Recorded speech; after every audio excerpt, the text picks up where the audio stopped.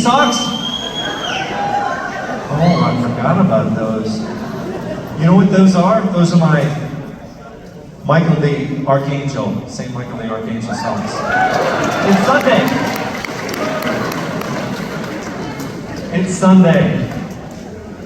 I got to Mass today at St. Francis of Assisi Church, I believe. Yeah.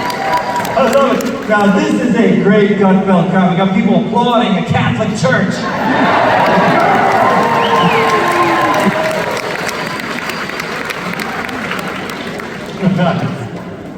Fantastic. I feel good. I look good. Look at me up here.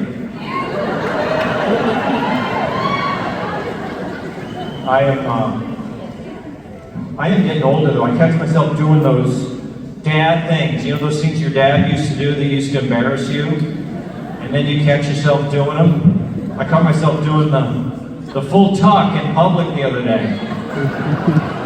Yeah, you know what I mean by full tuck. My dad could tuck his pants in anywhere. He'd be like, yeah, I'll have a Big Mac and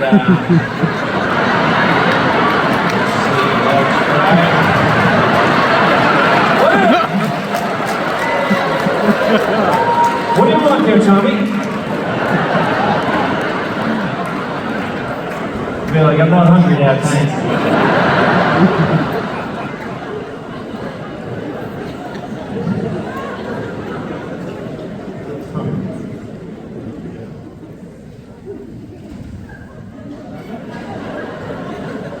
I don't think my dad would like me doing that.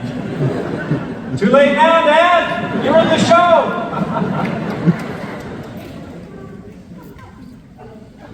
He was a good guy, though. Good guy, my dad.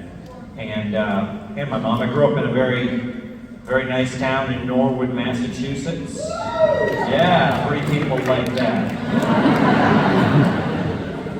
It was a great little Irish Catholic town. It wasn't very multicultural. Now everybody's got to be multicultural to be cool, right? We just had a white town. A bunch of white people. They wouldn't like us today. They'd be like, oh, look at that white town. It wasn't very multicultural, but we were multicultural back then, weren't we? We were into each other. We were into other cultures. We just didn't have all the people policing it and everything, right? We had our things that we liked, you know, like when you're in a really, like in your white family, any little bit of another culture is so exciting, right? That's true multiculturalism. Like me and my brother get all excited in the summer. My mother would have once a week taco night. Taco night was like a trip to another world. We'd put our toy guns on it. Isa tacona. And it was just hamburger helper in a frozen taco shop. That was authentic Mexican, fair to us.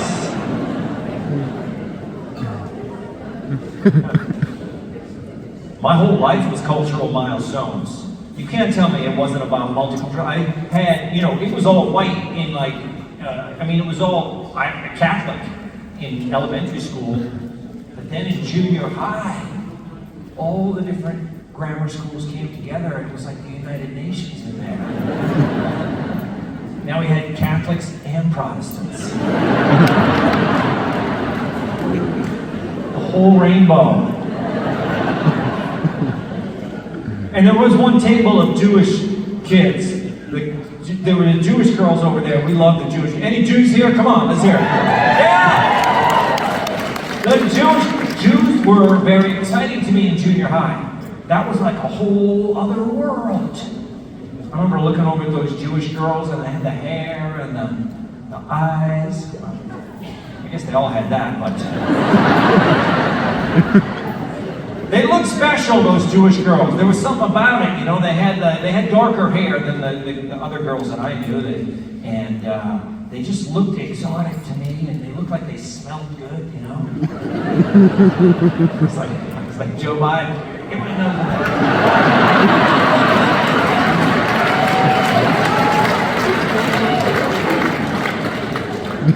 No, they looked, let me tell you, this was when junior high was when girls first started wearing makeup, and the Jewish girls knew how to wear makeup. They blended down to the neck area. The ladies know what I'm talking about. The Jewish girls had the blend. The Irish Catholic girls had that harsh line at the jaw.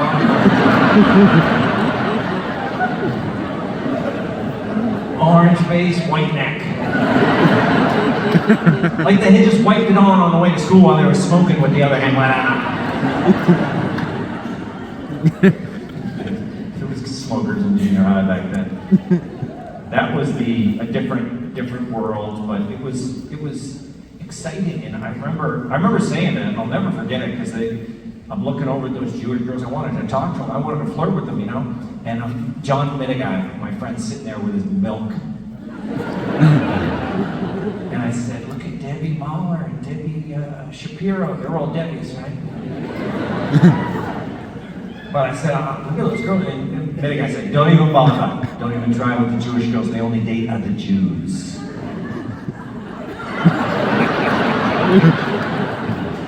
I'll never forget him sucking on that milk, telling me I couldn't date Jewish girls. So that was like a challenge, right? You know what I'm talking about, guys. If another guy challenges you, you're going to take the challenge, right? That's the way we are. Guys, we love challenges so much, we'll give ourselves a challenge. The self-challenge. You know, guys, like when you're driving on the highway, long drive, you better go. Then you see that sign says rest area 500 feet. Then down the bottom, they give you the challenge. It says next rest area, 35 miles.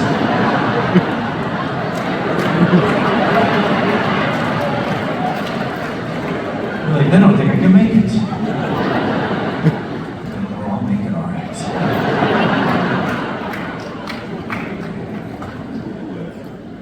So I took that challenge. I started flirting with those Jewish girls. They liked me. And I, you know, it was junior high. We didn't go on real dates. We went on junior high dates. Remember what that was like? After school, they walk by, you hide behind a hedge. They pass you, you follow them home. Nowadays they call that stalking. But it worked. You got me.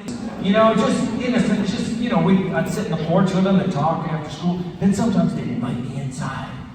I'd go into their house after school. Everything was different about the Jewish culture. They had paintings on the wall with real paint on them. I'd never seen that. We just had the print of a lighthouse.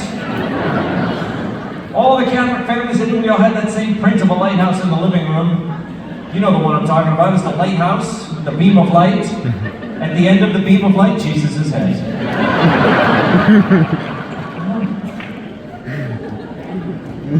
Remember Lighthouse Jesus? We all had that. Your grandparents had intimidating Jesus. You know the one I'm talking about? It's like in a frame in the hallway. It's lit by a dim bulb. Jesus is looking at you out of the top of his eyes. He's got the thorns around his heart, you know? He'd always catch you doing something, you know, you're like, Jesus!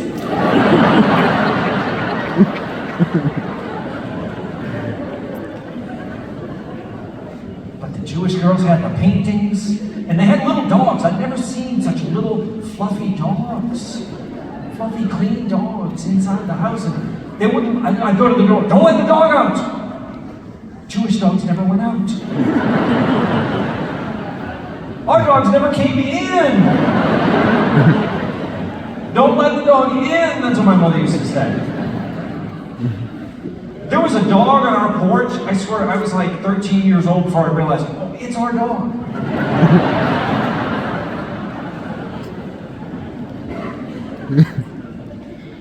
But that continued. My obsession with Jewish girls, it continued all the way through college. Then I moved to New York. Bounty. Right? Then I got married in 2003. Got married to, what do you think? No. Italian girl. Italian girl, Catholic. Close enough, right? My wife knows my history with the Jewish girls. I would say close enough. She doesn't like that. But they are similar, aren't they? The Jews and the Italians, they're a similar culture compared to the Irish Catholics. They're a very warm people, you know? They're always having dinner. My in-laws, the Italians, they're either having dinner or planning their next dinner. And they'll fight during dinner. They'll have little mini fights. And they'll make up in between courses. Just short, little Italian fights. Irish Catholics, we're not going to do that. If we're going to fight, it's going to last 45 years. Okay? Then after dinner, I'll be downstairs. Like, I got to go downstairs after dinner because they're in your face there. They're so close. So I go down and I'm like watching TV in the TV room, and then I can out of the corner of my eye see my father-in-law, Tony Belvedere. And he sits down next to me. See, I can feel his breath on my cheeks.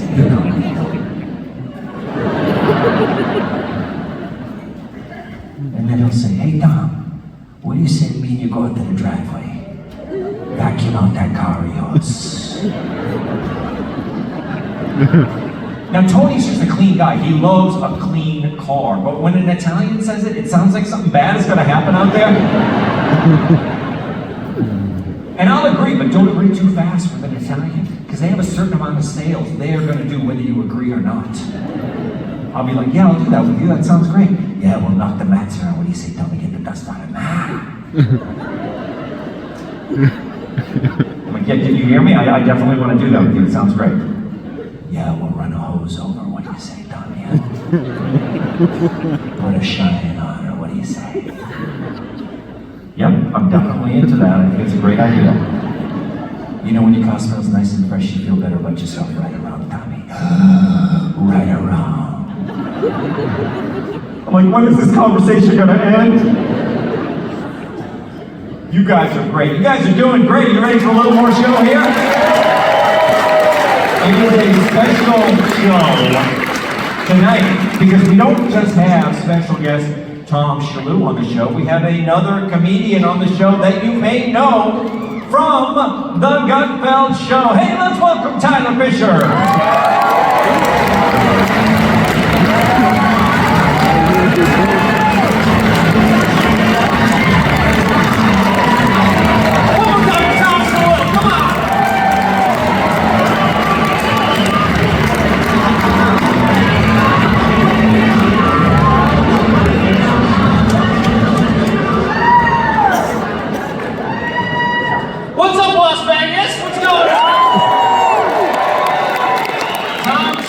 It's like if everybody's priest was actually funny, right? Don't you want to make your church?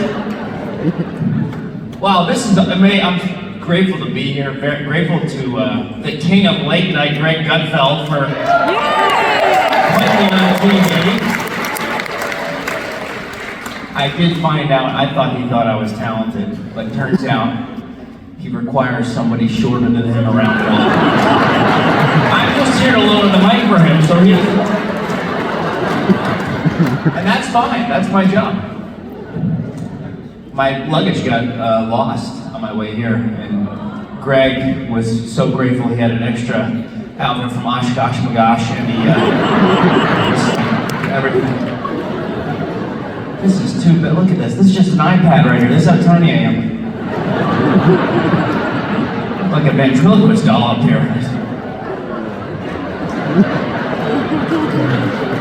Greg puts me on his mantle. Hi Greg, you look so tall today. So tall. I'm a small guy. Can you even see me in the back? People in the front row have to look up at the screen. Like, where is he? You can't see him. You on stage yet? Everyone in the back's like, this guy looks like Zach Galifianakis stuck Macaulay Culkin. Who is this guy? It's like Jeff Foxworthy and Harry Potter. Who is that guy? Never heard of him. This is fantastic. It is tough, you know, being short right now.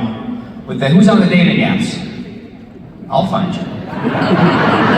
I'll lock the door. I'll set my race at 50 feet. I'll find you right now. I'll lock the door. We'll get him.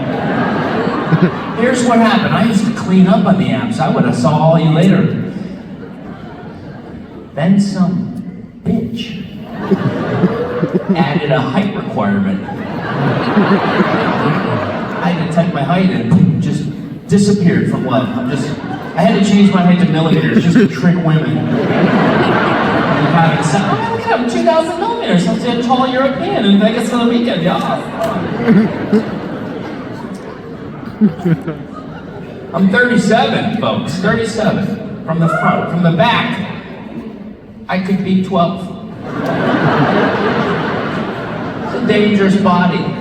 I am a pedophile's worst nightmare. You understand what I'm saying? That's why I keep the mustache. It's a pedophile deterrent.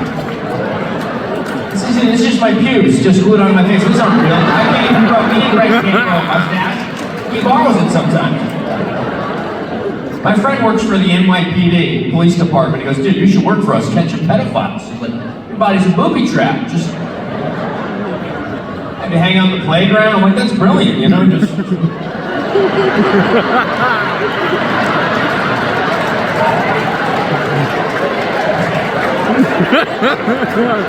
Just wait for some creep like, hey little boy, hey there, you wanna come with me in my van? But I don't know, mister, I don't know. I don't think that's a good idea, mister. I thought maybe instead you wanna come with me. Downtown, you sick fuck.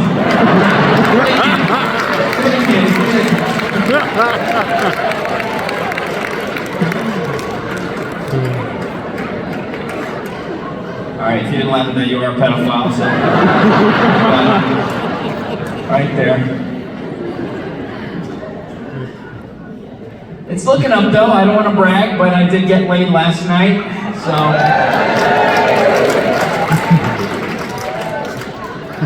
Unexpected, don't you love that? Surprise sex, you don't see it coming? Yeah, I ran into Puff Daddy in the elevator.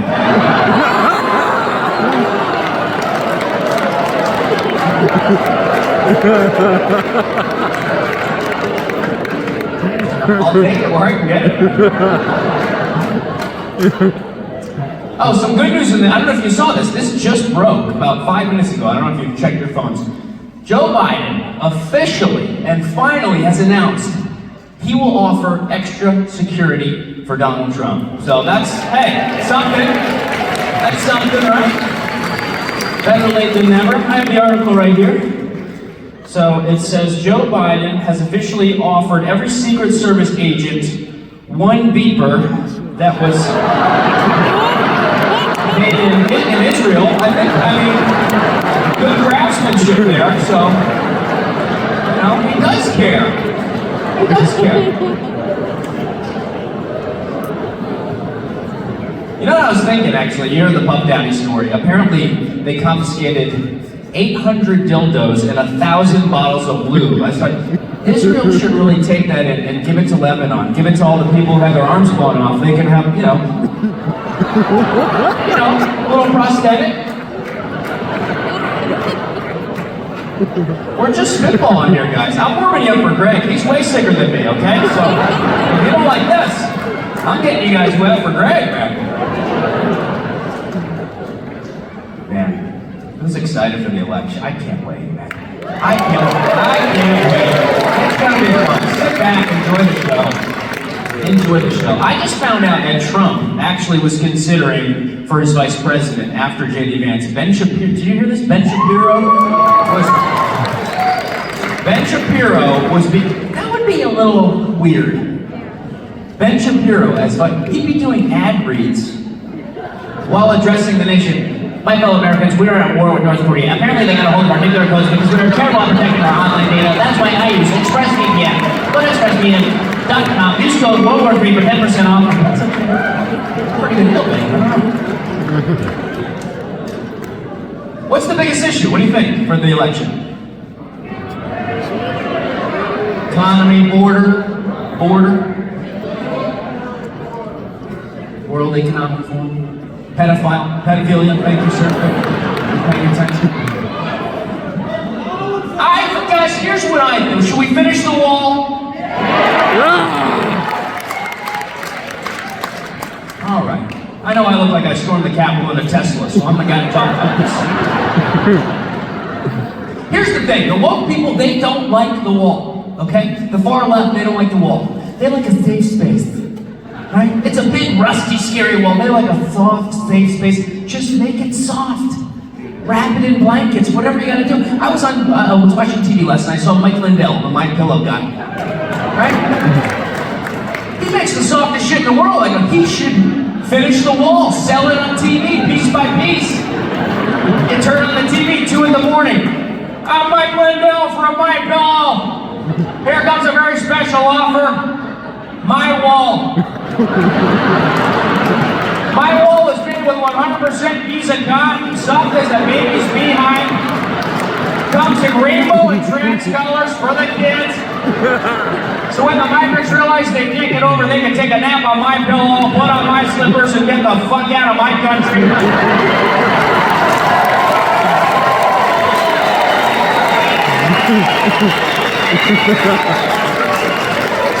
Use code No Amigos for 10% off. It's a pretty good deal, I think.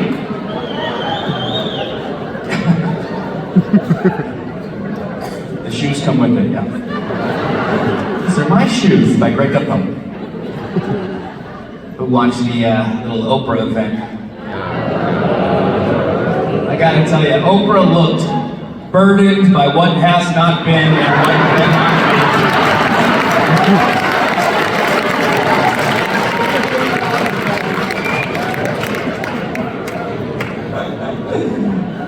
I think Kamala wants another debate, I really do. I think she wants another debate because she has to switch her accent up. She's gonna say the same shit. She's just gonna show up and go, we are going to build back better, that's what we're going to do. Look at my hands, we're building back better. Don't drop the building back, very bad.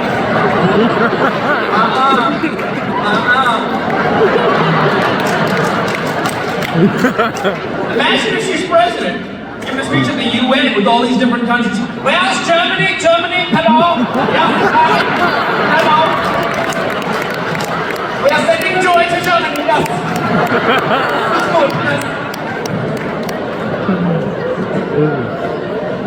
I'd watch that. A lot of people don't like Kamala, and whatever you think of her, I still think, historically, if she won, it could be good for the country. Think about it. No, think about it.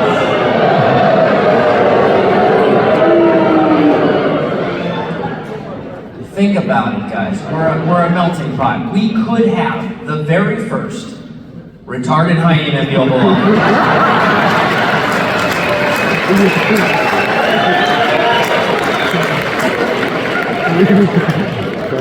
You just gotta wait for it, guys. I'm on your side. It's a tough date right now. Everybody wants you to have their politics. You guys remember the 90s? You remember when everybody left each other alone? That's what we gotta get back to. We left each other alone. We had George W. Bush. George was that silly guy. My family hated him, my neighbors loved him, they left each other alone. That guy was making up vocabulary words. That's how cool this country was. Nobody gave a shit. Like, we're gonna fight the war on terror. We're strategic. Everyone's like, yeah! More strategic, less terror. Yes, George. He's onto something. This shows you how much the country changed. Think about George Bush, president today. You can't. We had, what, 2 genders? Now there's, what, 2,000? I had a date last night. This girl goes, I'm fluid. I go, what do you mean, you're wet? What the fuck are you talking about? All right. I'm hard. Let's get out of here. What are we doing? George Bush, president today, having a list of that sexuality acronym on television. Oh, chef's kiss. I would love... My fellow Americans, happy Pride. I'm very proud. And I accept all peoples, whether you be a heterosexual or whether you be in the L. G, J, G, J, J. The LMAFOs. The HGTVs.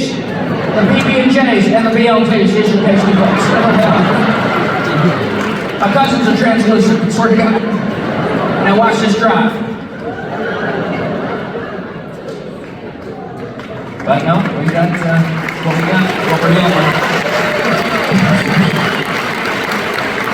What we're dealing with. I think Biden died 2 years ago, man. I think they're just doing the Weekend at Bernie's. They're like, wheel out the president's corpse.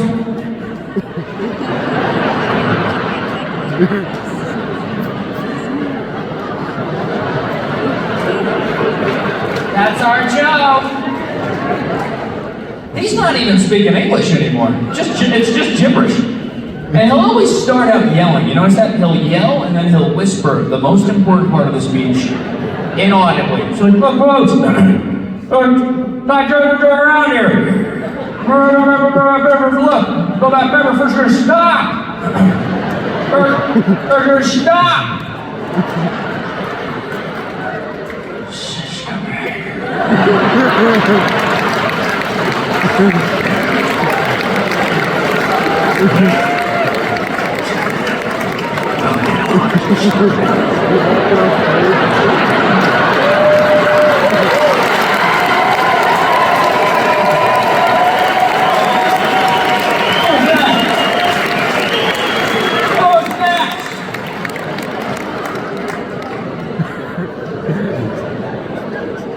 And you got Trump, man. Trump will do the polar opposite.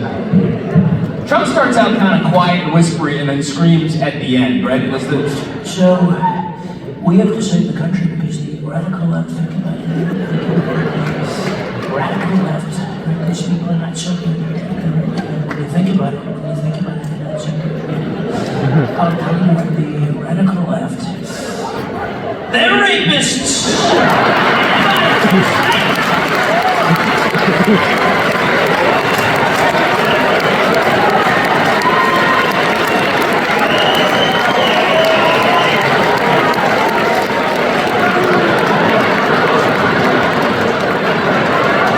The world's worst boxer.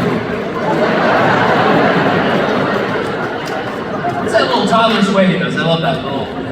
I think that saved his life, man. Those bullets are. He's like a bobblehead.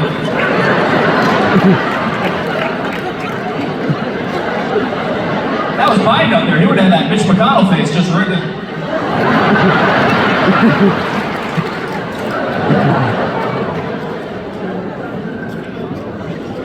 Hard to compete against him, the nicknames, man. I'm waiting for him. He's got to get a better one for Kamala, I think, you know. He'll kill a candidate with one nickname. The next day they're out of the race. But Chris Christie, I call him Chris Krispy Kreme.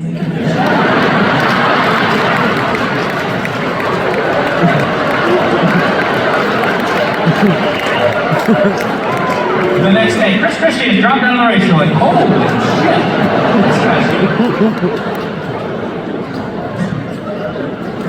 He said he was going to stop talking about that shooting. He said it once. Remember that one time? He goes, I'll never mention that assassination attempt again. And I believe him. Well, who believe that shit? The next day, it was a warm July evening. I remember it like it was yesterday. There were millions of people in the crowd. Could have been billions.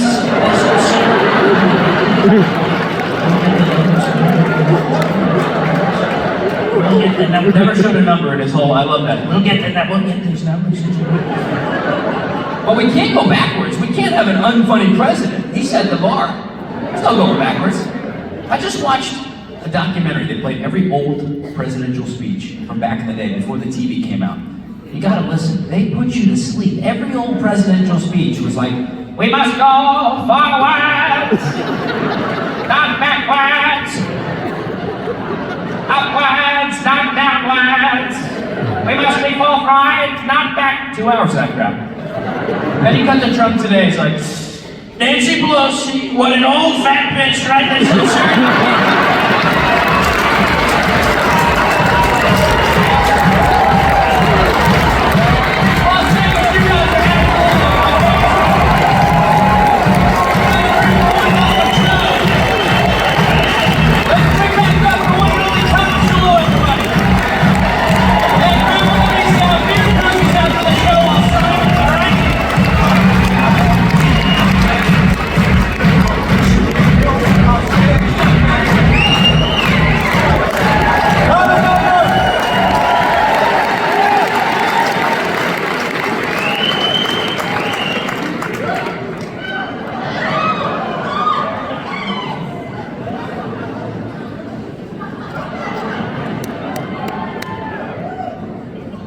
What a party. We have a good time on these shows, don't we?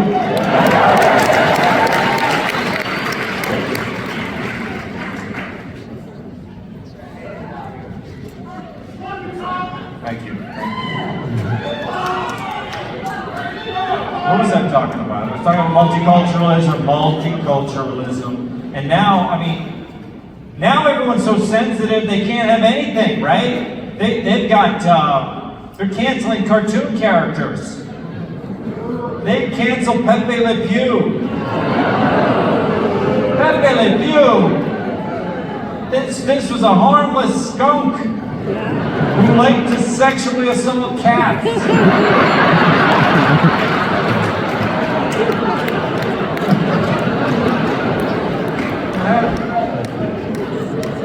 I mean, I would think progressives wouldn't have a problem with him. He was crossing the species barrier. He had an open mind. We couldn't be sensitive because every commercial that we grew up on was insensitive. The Frito Bandito. Frito, the most politically incorrect spokesman in the history of salted snacks. Can you imagine someone suggesting the Frito Bandito today at the ad agency? They'd be like, I see your idea here. The Frito Bandito. Okay, Phil, you don't work here anymore. Frito Bandito was the 3.5-foot tall Mexican thief. He would steal Fritos at gunpoint, then he would eat them while you watched. Then he'd take a nap. Everything was politically incorrect back then, but we didn't care, right? Remember that commercial? How do you keep my husband's shirt so clean? Ancient Chinese secret.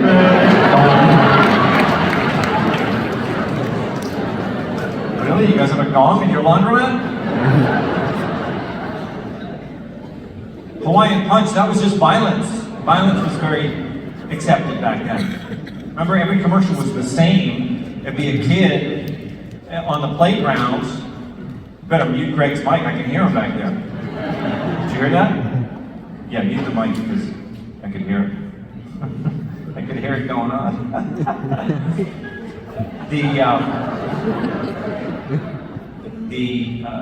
What was I talking about? Hawaiian Punch, yeah. Okay, yeah, all the kids on the playground, and then they're like, I'm thirsty, out of nowhere this Hawaiian, we're like, how about a nice Hawaiian Punch? He punched the kid directly in the face. Be unconscious on the playground, everyone's celebrating. Yay, Hawaiian Punch! Timmy's in a coma.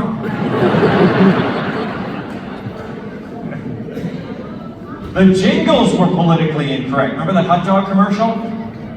Right, hot dogs. Armor hot dogs.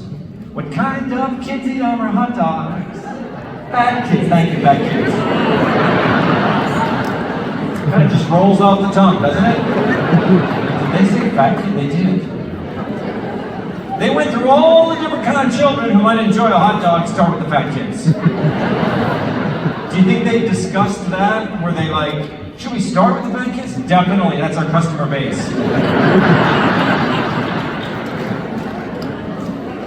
Secure the fatties, move on from there. Fat kids, skinny kids, kids who climb on rocks. That's kind of a weirdly specific demographic, isn't it? Tough kids. Sissy kid, thank you, sissy kids. That was, don't get ahead of me here. Sissy, they actually said sissy kids and they showed a sissy kid. Like, well, you're good at it, crybaby. Then where'd it go? Tough kids, sissy kids, even kids with chicken. We'll never forget that. Chicken pox. I didn't go to copywriting school, but I'm pretty sure rule number 1 is don't associate your food product with a communicable disease.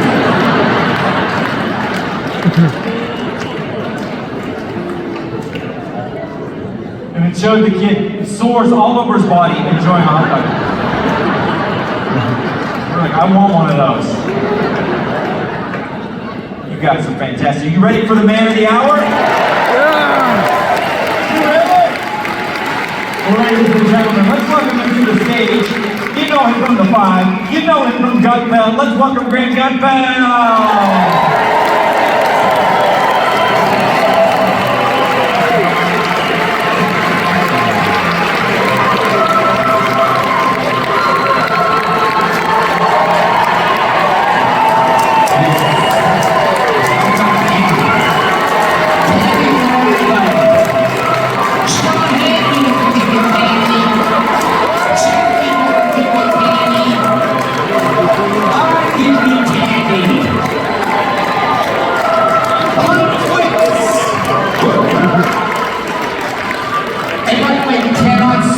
I take out your eye. We didn't sign anything. Come get me. Come get me, you little Three Musketeers lawsuits. You know why I like this song? Because I just love to make the point that there's a 6-month difference between Joe Biden and Mick Jagger in age. So when they tell you, oh, it's not about age, or it is about it's not. No, it's about function. And Joe Biden doesn't have any. But it does make me think: would it be great if Joe Biden was the lead singer of the Rolling Stones? Painted black would be "You Ain't Black." Start me up would be "Fart Me Up." Give me shelter would be "I Wish I Smelt Her." I can't get no satisfaction, I can't do subtraction. Time is on my side, no. But my favorite one is, instead of doing bitch, it would just be Hillary Clinton.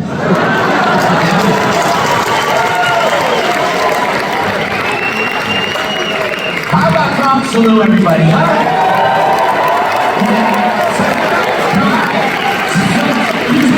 Isn't he a great guy? Oh, he looks so... Calm down, ladies. Put your shirts back on. But then it's so weird about Tom.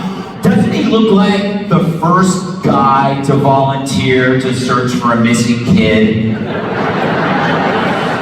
And it turns out the kid's in his shed. Tom, you look like the guy who wants to talk to you on the plane. No, here's a picture of my shed. You look like you own a scarf, but not a winter scarf, a drama scarf. Like, I bet you're really happy you got the lead in the community theater for Bye Bye Birdie. Good. Yes. I played Mr. McAfee. I bet you did, you slimy little weirdo. It's great to be here in Vegas. It's the first time.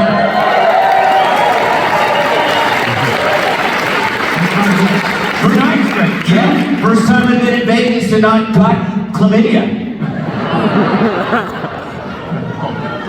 Not yet, anyway. It's 2 nights, big deal. Yeah, it was great. Vegas is great. Henderson is great. This place is great. You're all great.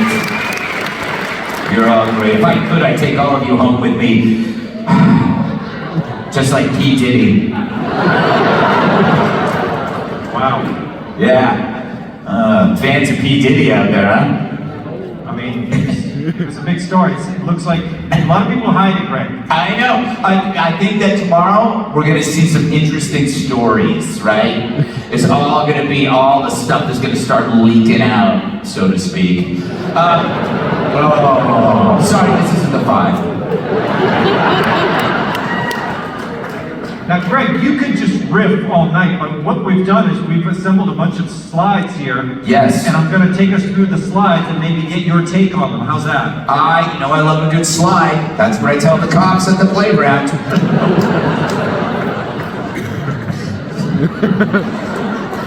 Hey, look, if you watch that Red Eye, you're a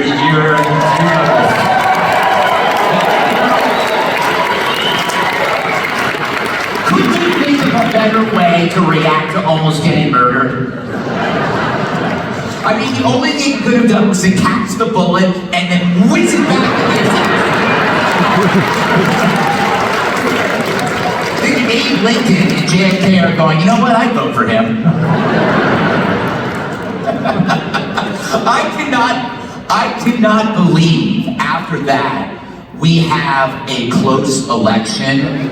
I feel like the election was settled, you know, just by his response.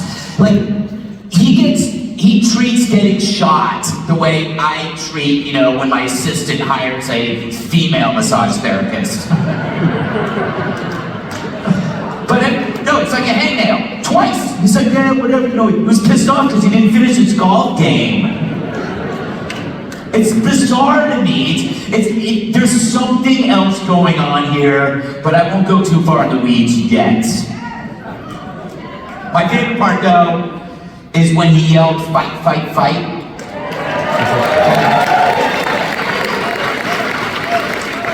He knew. Wasn't gonna say it twice, wasn't gonna say it 4 times, 3 times. But the media felt that was incendiary. From the whole assassination attempt, their take home was that Donald Trump is inciting violence by yelling, fight, fight, fight. In fact, he's inciting more violence. I get this vibe from the press that it's like his fault for not being assassinated. Like, why don't you just let them shoot you so we can move past this? Why do you have to keep surviving? That means we're gonna have to do it again and again and again. Do you know how many, lone white males we have to brainwash constantly? Oh, do we have to force feed them MSNBC every single day? No one deserves that. And then we had the photograph, they tried to suppress this. Yes, yeah. People took it down. Yes, it's like probably the most iconic photograph in modern history.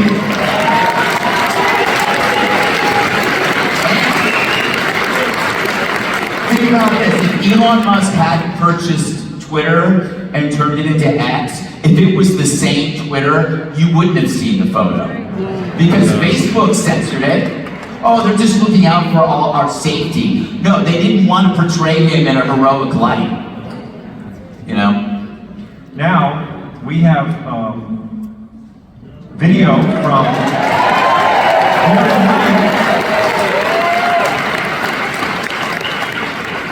I don't want to blow my own horn, but it was pretty awesome. I mean, it's so funny being at Fox. And there are still people at Fox who were there when I was doing the 3 a.m. show called Red Eye. These were people that wanted me fired. And then I have Donald Trump, 5 million viewers, Tom. Oprah had like 100,000, or maybe just 40,000 really fat people. I don't know. But it was an amazing night. I think my goal, and I had to do a lot of convincing to people about what I wanted to do, is I wanted to portray Trump as someone the legacy media doesn't want you to see. So if all you're doing is watching legacy media, you see Trump in a way that he really isn't. And I'm trying to explain this to some of his people, and to the people at Fox. It's like, people at Fox understand what kind of program I do, but it's like, he's gonna come here and he's gonna be himself. And you're gonna see what most of us know him as. That was the whole goal. But people were so scared.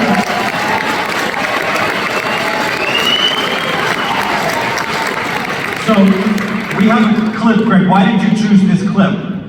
Well, it's a great story because, I have a weird life. So I got to see his ear after he got shot. And here's him talking about it, right? Yes. And I go, look at those numbers, and I look over to the right, and ping! Mm-hmm. And that was, something was definitely wrong. And it was a mess. I touched it, I said, that's unusual. Remember when you showed it to me? I showed it. Yeah, you showed it to me. You said, I know people aren't going to believe this, so Gutfeld, take a look at my ear. So, we met at the convention. Yeah. And I said, who am I going to show it to? We have a lot of guys. It didn't exist. And I actually did have such confidence in him, and he was really a very special guy, talented guy, good guy, great guy. And I said, I'm going to show it, let's do it with Gutfeld.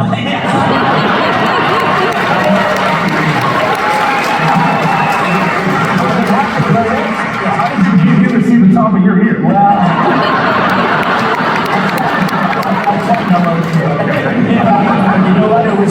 and I took the bandages off very carefully. And I showed him, he said, that's nasty. Yes. That was nasty. I wanted to touch it, but I knew I would have been tackled. Hey, I would have enjoyed it. You know,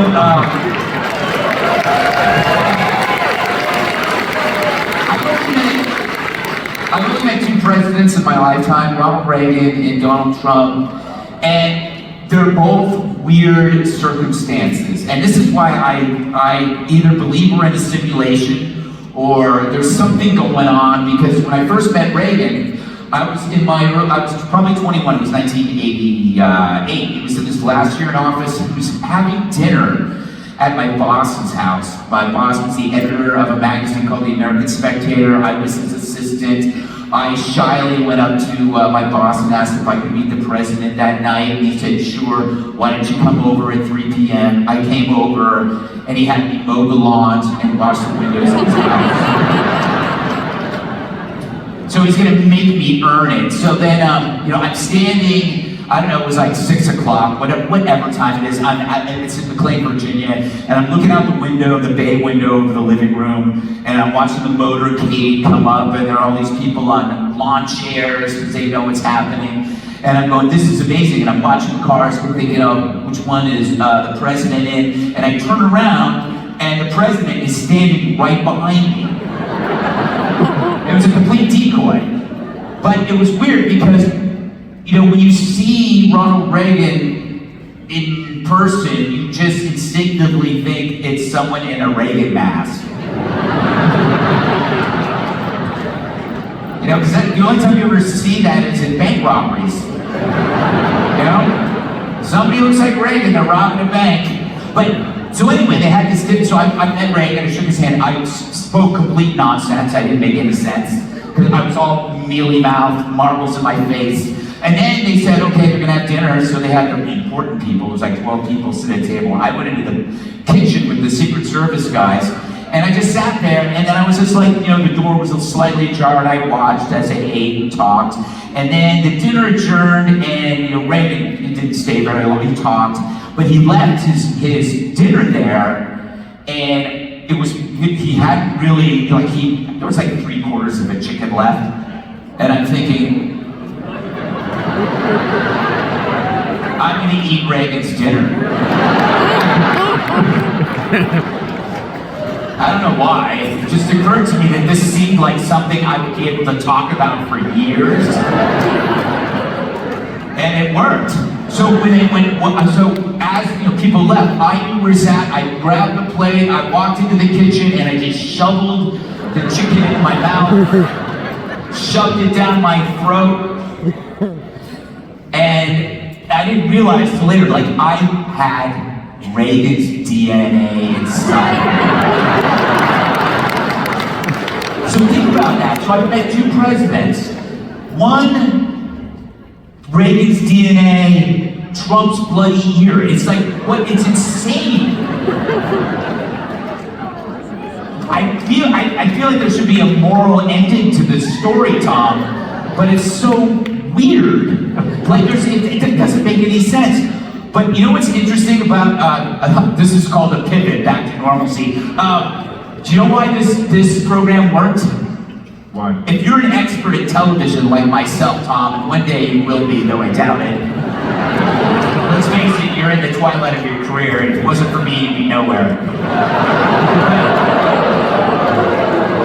I know, that's such an honest thing to say. So you know what I was thinking? I go, okay, it's all about the setup of the set. So you have Trump there, and you got Tyrus there, and you got Trump loves big wrestlers.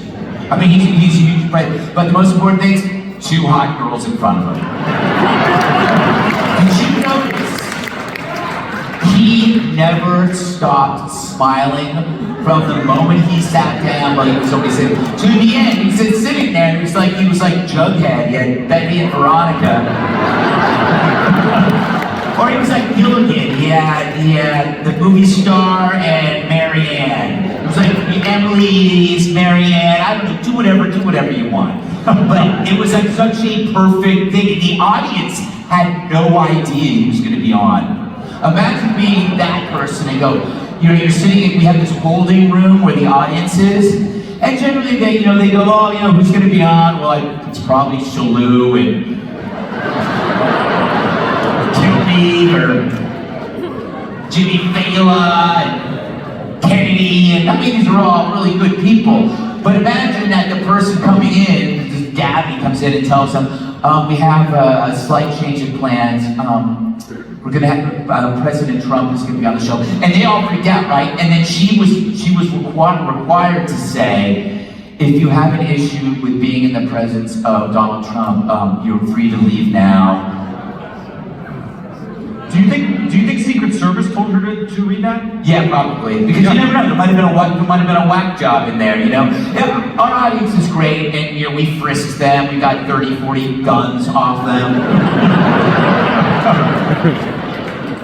But yeah, so that would be an experience for them for the rest of their lives, sitting down and they didn't know he was going to be on the whole show. It was crazy. I mean, think about how weird that is. Yeah. And to be me and Trump together. I mean, there's. When you asked Trump's people, when you said we want him on the show, and you said I want him on panel for the whole show, did they balk at that? Yes. First they said, you can come to Bedminster where the golf course is, we'll do a one-on-one. I said, I already did that a couple of years ago. I want him on my show. And they go, okay, we'll try to work it out. And they kept coming back, and I would just say no. And I said, look, you can do your Hannity town hall all you want. You're not going to change anybody's mind. You have to, if you want to change people's mind, you have to be in a place where you can be yourself.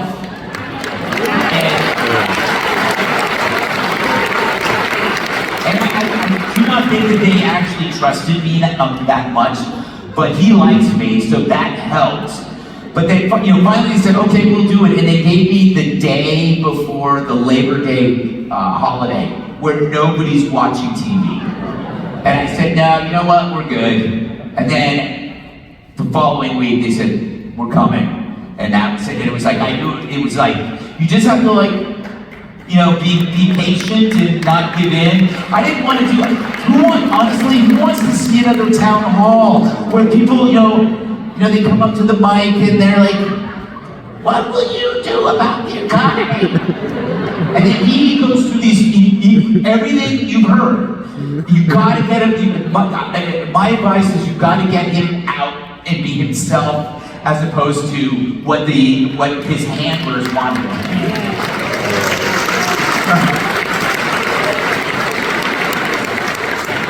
Speaking of handlers, yeah. I am amazed that he's still president. He's not president, right? I have a theory that he's the president the way a child is an airline pilot when a flight attendant puts wings on his shirt. Remember, that's all he wanted. He just wanted the accoutrements. Is that a word, Tom? Yeah. Thank you.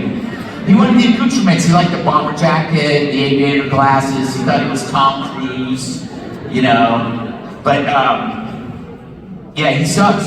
And his wife ran the cabinet meeting on Friday. And was it take? No. It was take your wife to work day. And remember, she's a doctor.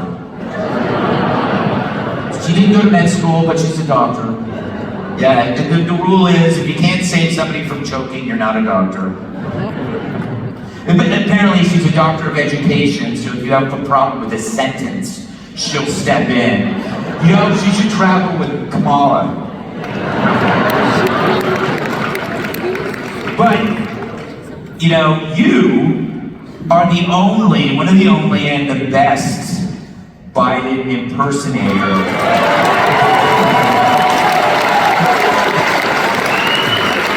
And you have to understand the challenge for him because it's like the more crazy you get, the more Joe tries to keep up with your impersonation. Yeah. So you think, oh, I think Tom went too far, and then you see Joe, and Yeah, when I first did it, he was running for office, and the only reason I didn't, I said, Greg, can I take a crack at Biden? Because I was sick of doing Adam Schiff every day with the red cheeks. Remember during the hearings, he was on every day.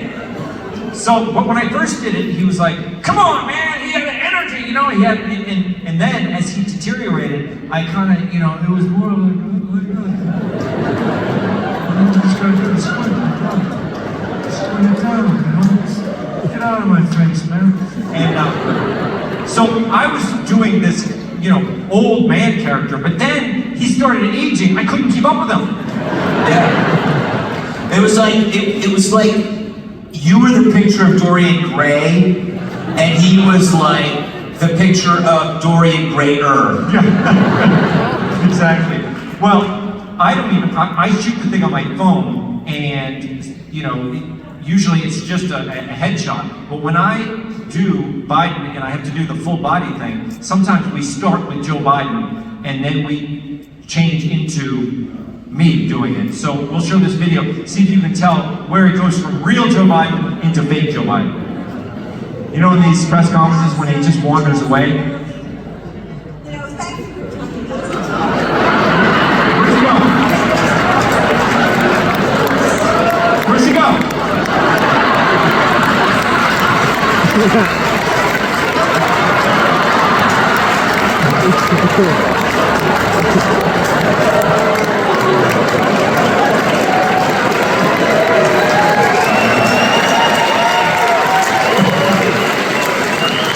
You know, didn't he shart in front of the Pope? Tom, you're Catholic. You talk to God daily. You gotta have some scoop on this. He sharted in front of the Pope. Well, the Pope said, just be yourself. And, You know what I love about, you know, when he was running for president and they said that, yeah, he's awkward in public, but behind the scenes, he's sharp as a tack. Which, you know, always beg the question, why don't you show us tape of that? You know, it's like, show us tape of Biden sharp as a tack and Kamala sober and we'll be good. And OJ will find the real killer from heaven. But if you look back in history, there is no example of somebody being a mess in public and sharp as a tack backstage. It's never happened. It's always the reverse. You put your best self forward, and then behind the scenes, you're a basket case. Just like everybody but me on the 5. You know what I mean? It's like you always hear like, oh, this person's like, he's so great live, but then you hear that he's awful. It's never been the reverse, Tom. yeah, it's true. Is it true? Yeah. You're a liar.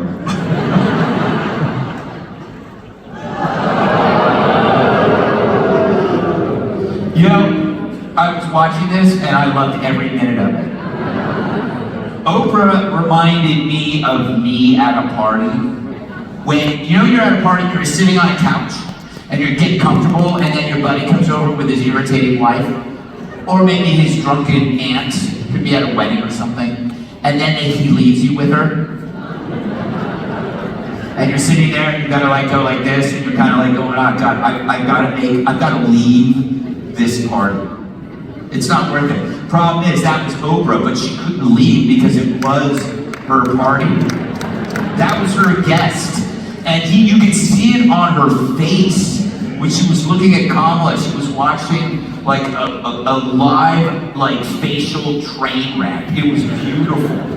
It was, I loved, my favorite part was when Kamala said that she would shoot an intruder. Was that great? Just like a couple of years ago, she claimed she was going to go into your house and take your guns away. And now she's like, if you come into my house, I'll shoot you. So my theory is that was a clear message sent to nannies.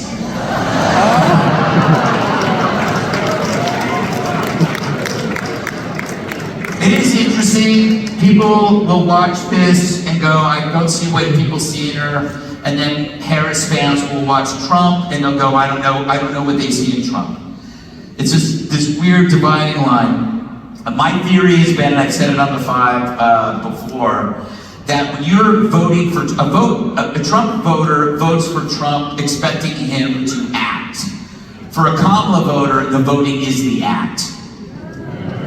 Then they go back to their world of watching The View and, you know, eating ice cream out of the bottle. Bottle? Is there ice cream in a bottle? There should be. For that line to work. But it's strange. You're basically arguing with people who have no interest in policies. They just believe in the act of voting, and therefore, Kamala knows that, her handlers know that, the party know that, they don't need answers. They don't want her to answer any questions, because frankly, they don't have to. And so, her talking, they don't see the clips. We play them endlessly, but in the mainstream media, they don't even play the clips of her doing the word salad. Yeah. But tell me about Tyrus's idea when we were playing these clips, and Tyrus said the only way these clips are going to work is... Yes, we always, you know, by the way, let's be clear, she is the most incompetent woman of color since Liz Warren.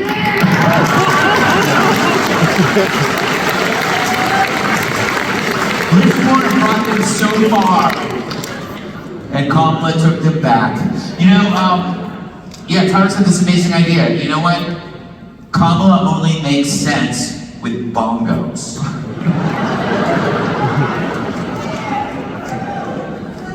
I believe that we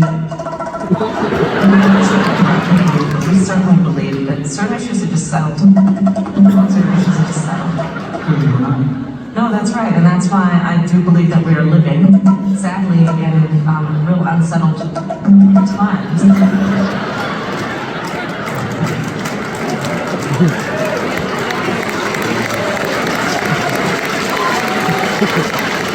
Isn't it weird that the Democratic Party, the two candidates that they had, can't talk? Like, you think that they might find somebody that could actually string together a few words, Yeah, but they can't. it's amazing. It is amazing, Tom. Thank you for that comeback. The Democrats are expert at projection. Whatever they call you or accuse you of something is what they're doing. So when somebody calls you weird, you know they're weird. And this dude is weird with a capital W. You know, I watch a lot of Dayline. He reminds me of the spouse that has no idea what happened to his missing wife. They just went hiking. She didn't come back. There's a dirty shovel in the back of his hatchback. He doesn't know how it got there. But I love how the left is now embracing something that would have put you on the watch list. You know, a year ago, you know, he's white, he's male, he's a veteran, so to speak. You know, he drives a pickup truck. He's for the Second Amendment. He sent out all those pictures of him hunting. Oh, he's a man, but he's a new kind of man, Tom. He's not afraid to use a gun and put tampons in boys' bathrooms.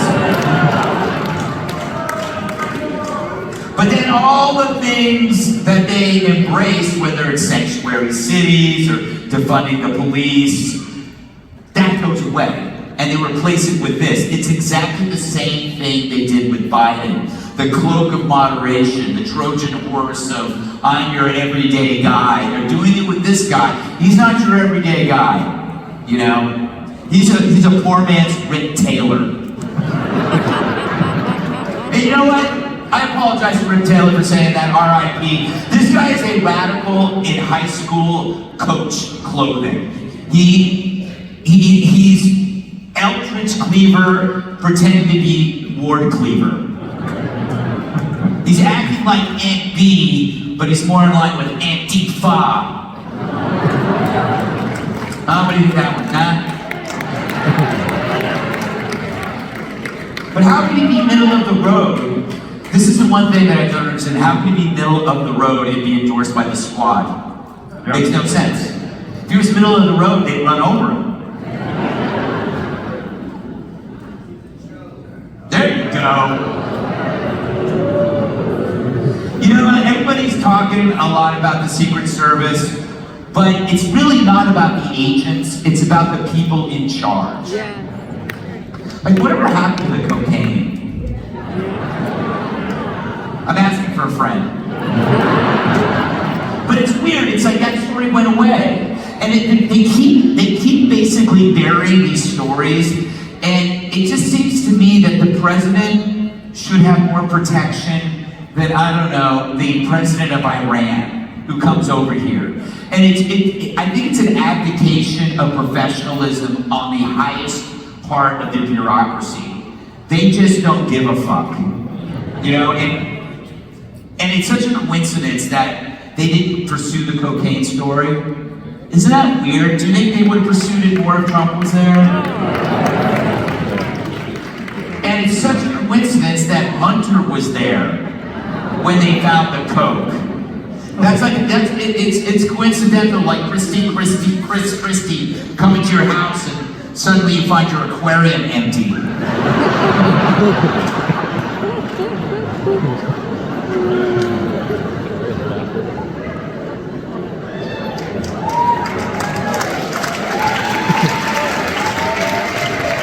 I love a good meme. I love memes because they encapsulate the truth without words. In some ways, they capture something that's in your head and your heart that you didn't know was there until you saw it. You go, I get it.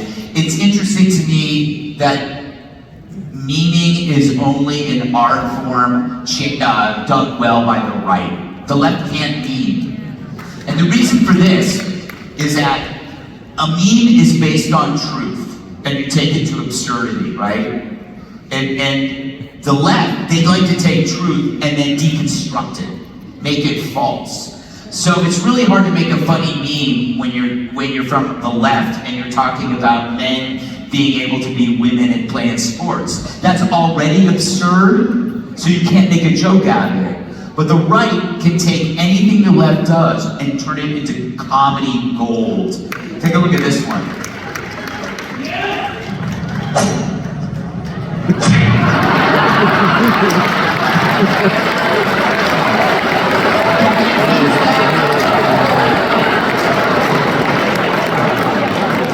If there's any justice in the world, there will be college majors based on that.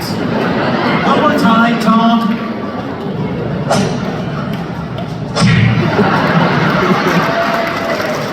What does it do?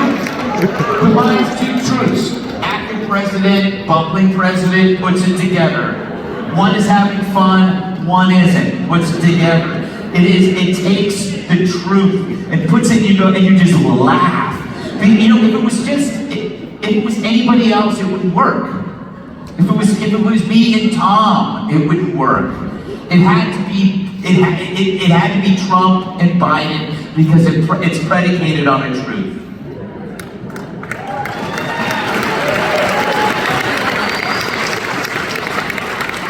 I've been thinking a lot about gender. Some say too much.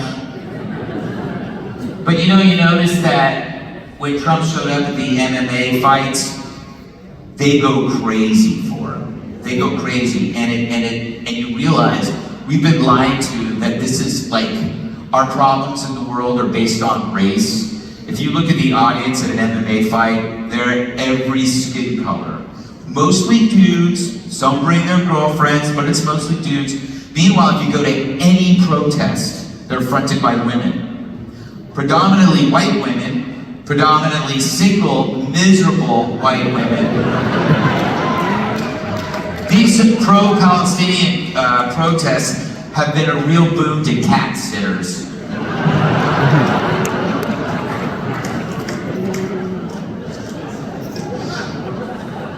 But I've said this a lot on the 5. I think that the parties are turning into Like it's a gender divide. Men cannot be in a Democrat Party because they don't like to be in places where they aren't wanted. And the traits of being a man, which is essentially all born from the evolutionary sense of defending things you love, are now the point of mockery. It's like owning a gun makes you a hillbilly and a hick. You know, being protective, opening doors for women, things like that. You're an oppressive symbol of patriarchy. If you believe that the sexes are different, if you believe that men shouldn't participate in women's sports or male rapists shouldn't go into women's prisons, you are what's the word? Transphobic. No, we just don't have a mental illness. I think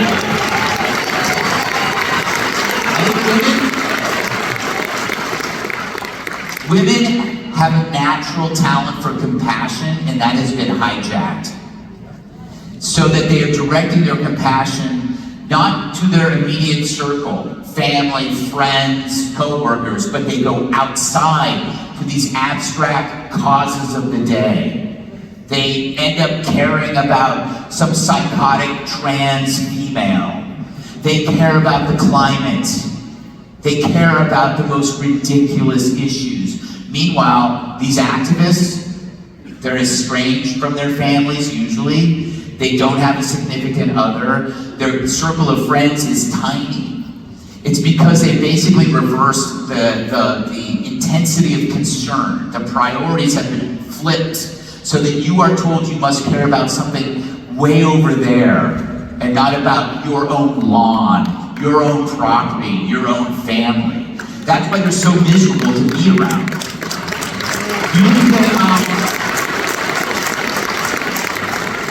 You look at the Teamster vote that just took place, right?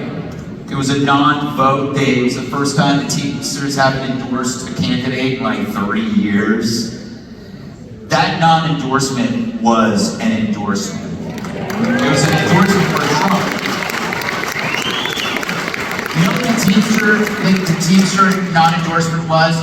It was a dude sitting at a bar with a bunch of co-workers, female co-workers, shitting on Trump, and he just goes, you know, I'm gonna go get a beer. That's what the Teamsters said. They did I'm gonna go get a beer. They got him and they left. That's what every guy does when he's surrounded or outnumbered by people who are batshit crazy. They get up and they leave. Then they go and they vote for Trump.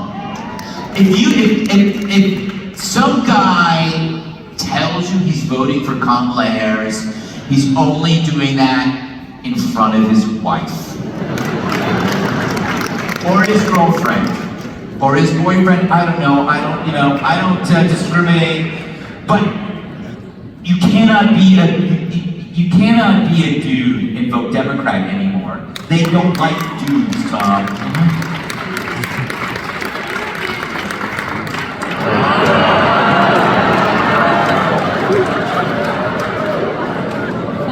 You know, I don't even know why I include him in this show anymore.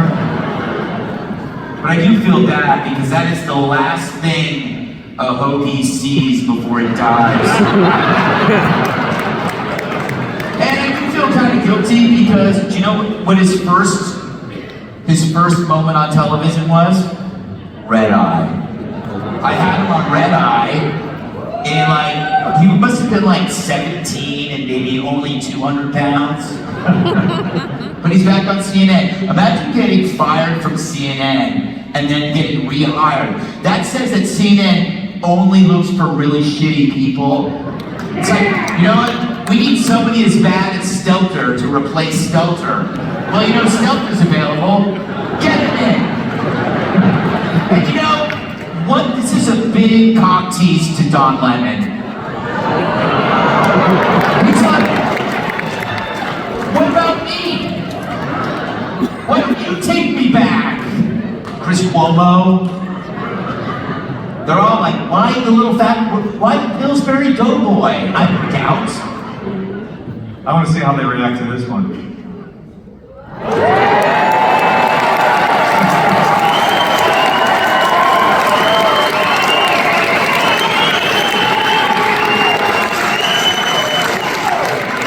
I love Tucker. He's one of probably, I've known him for a long time. Probably still the most influential political media mind on the planet. But I have to say, I really miss his show. You know, it's not just that he's no longer on at 8 o'clock, Tom. It's what they replaced it with.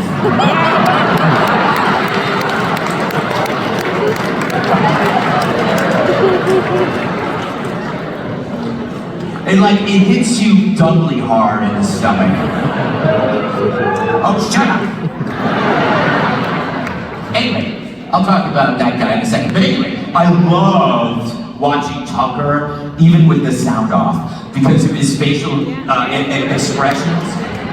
So he welcomed some crazy professor from some Ivy League school to talk about sex changes for Wolverines or whatever. And it was just great to watch. Tucker would just be like this.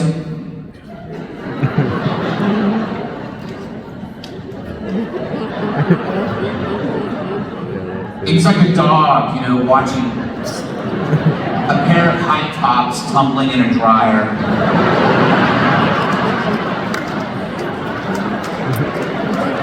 And then the guy would stop talking and Tucker would go, that's nice. That's crazy. That's right. You see me so buried. Your family must be so humiliated. Your children don't make your children go to school tomorrow. Just keep on. I can't talk. I can't make it real. And then he would stop and go, thanks for coming on the show.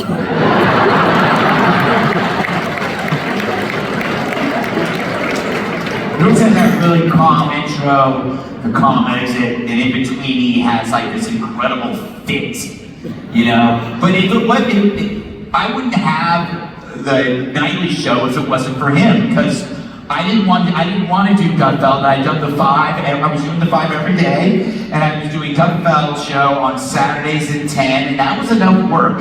Plus, I had a target on my back that was already sizable, and I see what they do to people. I saw what they do to Tucker. I see what they do to Hannity. I'm not Hannity, O'Reilly. You name it. Megyn Kelly. She goes to NBC or wherever she went. They attack her. She's doing great, by the way. But I didn't want to do it. So the CEO calls me up. She goes, the election's over. I think it's time that you go nightly. And I'm like, I'm thinking about there's no amount of money that's going to change my mind. I really don't want to do it. I have enough work. I'm good. I just don't want I don't want the headache of having to be on defense my entire life. So I told her I'm probably not going to do it, but I'll give my decision to you on Monday. That was like in a week, and then around Wednesday or Thursday, I'm feeling pretty strong. You know how you look for people to validate the opinion you already have? I just need somebody to tell me not to dump this girl, or to dump this girl, or to dump those girls, and where to dump them, right, Tom? Yes. Is it a ravine, or do you usually wait? That's for another time. But anyway, so I called a late night host who has since retired. I won't tell you who he is, but his name rhymes with Dennis Smiller. And I got exactly what I wanted. He said exactly. He goes, Greg, it's not worth it. I did a late night show, and it's just like a pain in the ass. Plus, you got a good gig going there. You got a good gig. You have the 5. 5's easy. 5 people. You're one of them. That's how it works. It's great. You know what you're doing. Then you got the show on the Saturday. You don't really need it. You're doing okay. You got a good gig. You don't need any more money. And I'm like, my brain is like, yes. Thank you. Boom. It's over. Made up my mind. That was on a Thursday. I felt so relieved. You know when you make a decision that you're not going to do something that you don't want to do and you feel so good about it, you want to go out and buy a shirt. I'm going to go out and buy a shirt. I feel so good. And then for some reason on Friday, I go, I'm gonna call Tucker. And then it's like, I don't even know what made me do it, but I thought I'd just call him. So I call him up, and he goes, hey, what's going on? I go, not much. And then I go, so anyway, Fox wants me to take Gutfeld night leading. That's amazing! You gotta do it! You have to do it! And I'm like, shit, why did I call him? Why did I call him? And I go, and as I try to justify it, I go, yeah, but I'm really worried about backlash. Fuck that, Gutfeld! Who gives a damn? You gotta do it! Oh, this is gonna be great! You're gonna be awesome! You better ask for a lot of money. Take them for everything. He was more excited about this than I was, and but I needed to get my ass kicked. And he just kicked my ass over the phone. He said, what are you thinking? You're saying no because of what other people might do or might think? That is just like, it was a window into his brain. That's not how he thinks. It's like, what do you care? What do you care about these people? I went back and I was thoroughly confused. But I knew I couldn't say no, because Tucker had basically shamed me into saying yes.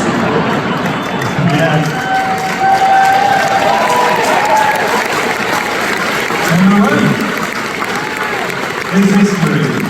The rest is history.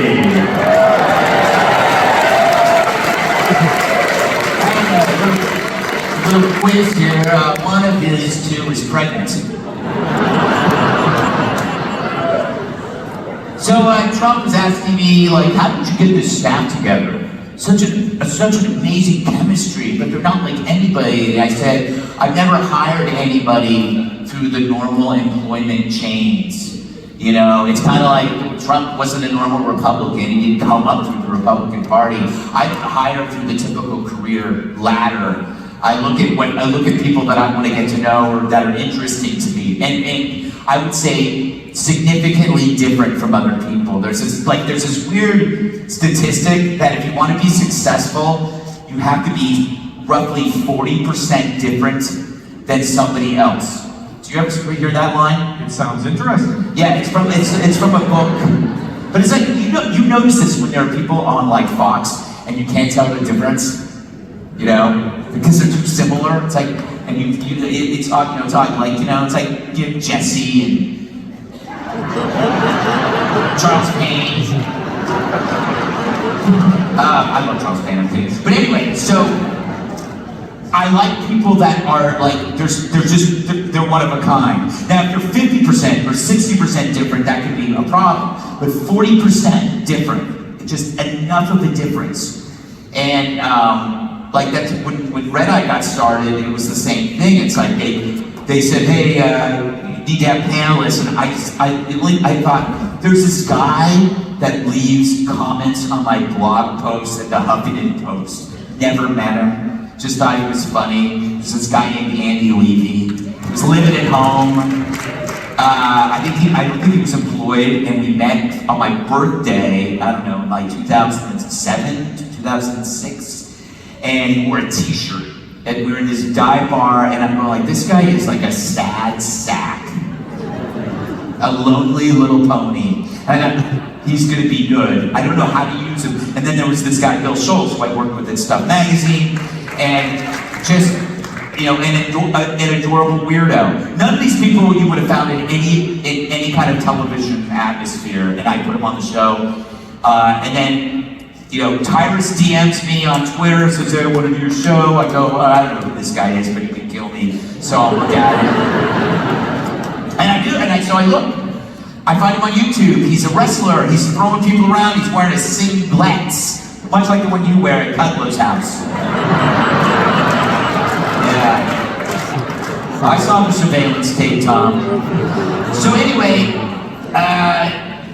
I invite him on the show, he comes on the show, it's in the midst of a lot of these police shootings going on, and Tyrus, we're covering it, and Tyrus does this 5-minute, soliloquy on compliance. That he's in the car and he's pulled over at 6'7", 400 pounds, black, covered in tattoos. He has more concern for the cop than he does for himself. And he says, it's strategic empathy. He put himself in the cop's head. And he said, I probably am going to make him very nervous. So I'm going to put my hands up here and I'm just going to say, yes sir, no sir, hand my stuff. And if there's any kind of weirdness, racism, whatever, that'll come out later in court. But for now, you just want to get home safely, and so does the cop. You're both, at that moment, on the same side. And the way it's something I remember saying to him afterward, every kid should hear that. I said every black kid should hear this story from their dad, because it's there's no point, even if the cop is an a-hole, there's no point in dealing with it then. Get home safely, So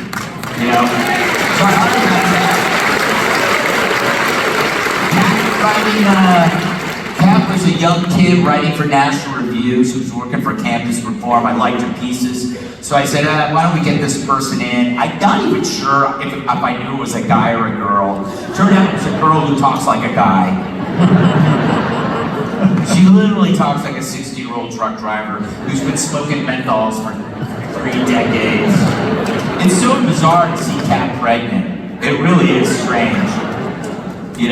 Isn't it weird, Tom? Yes, but I think it's fantastic, and I think it's going to bring about great things. Oh, I think so too.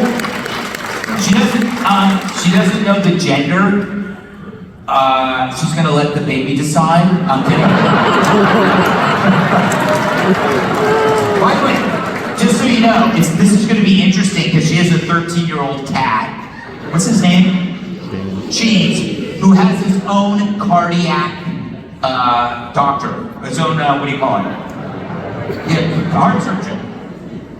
Wow. That's a lot of competition. That cat's gonna try to kill the baby.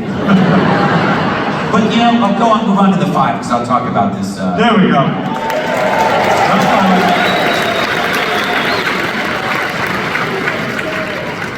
People always ask me why, so this is the most successful show in cable, 13 years, number 1. It's the number 1 show. And it's on 5 o'clock. Nobody watches TV at 5 o'clock. They're coming home from work or they're doing other things.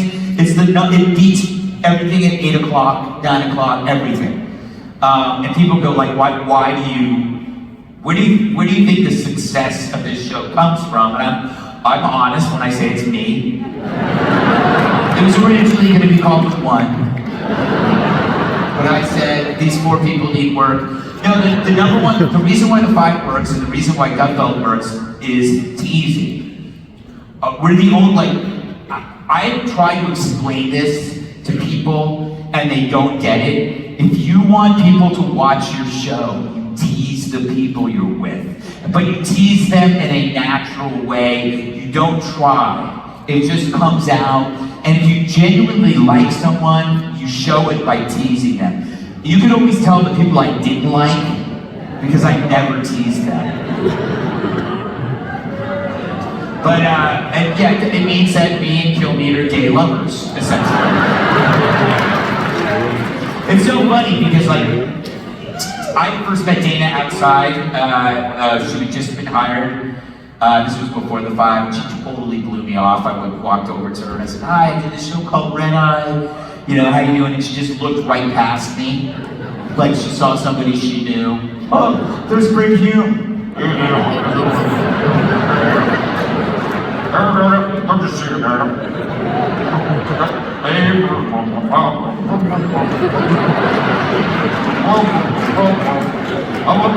I want that cowboy did a really good job on there. Anyway, I lost track of what I was saying.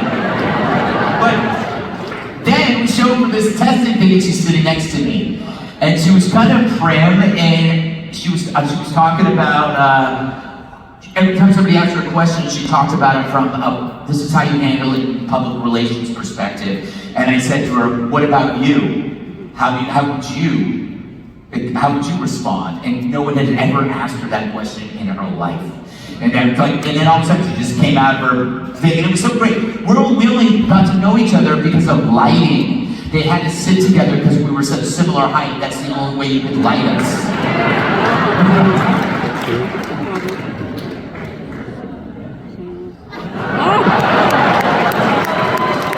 When we were doing Red Eye, I hated this guy's guts.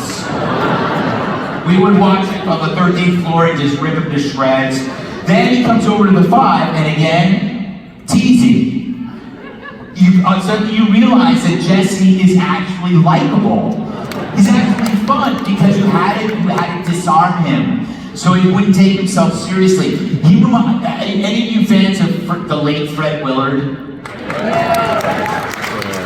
Jesse is Fred Willard. Fred Willard played Fred Willard as an idiot.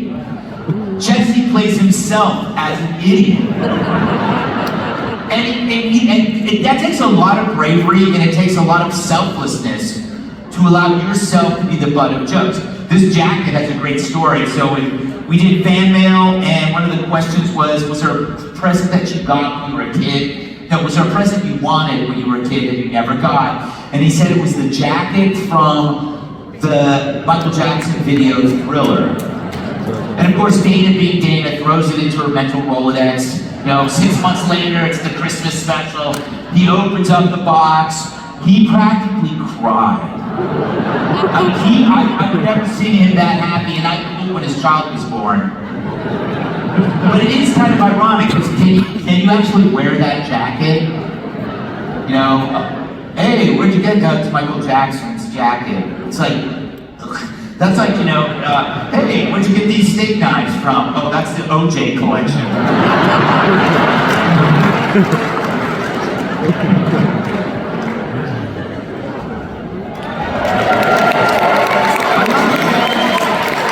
I love the judge, but everything from her perspective is literally a court case. Everything you talk about. Hey, pretty nice day. Is it really?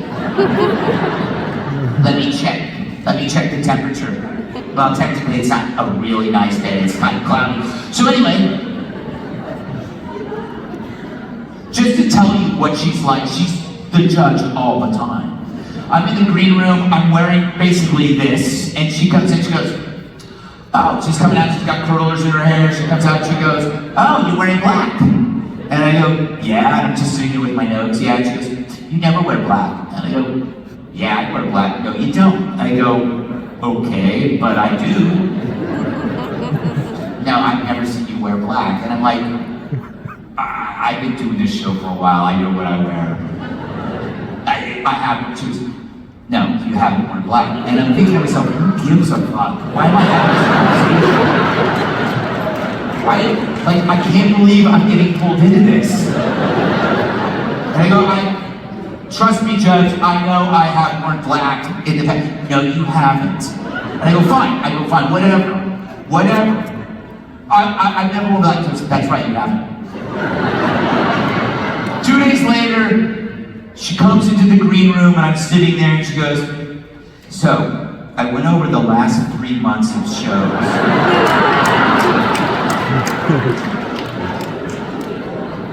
No black. It was like she had just ordered a killer.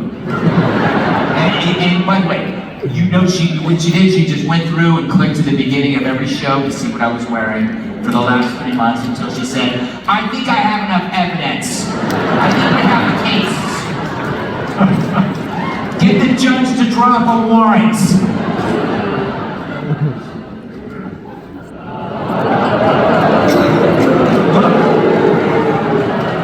Alright, I'm going to give you 2 analogies. Number 1, when you go to the gym, you don't just work out with a bar, you put weights on it. You need resistance to build yourself up. Without resistance, you don't get stronger. And in this case, if you don't have resistance, your arguments don't get better. The other analogy that I will use is that there's no such thing as a Bond movie without a Bond villain. If you don't have a Bonneville and it's just some dorky dude in a tuxedo drinking martinis, you know, trying to bang everybody in sight. Reminds me of Doocy.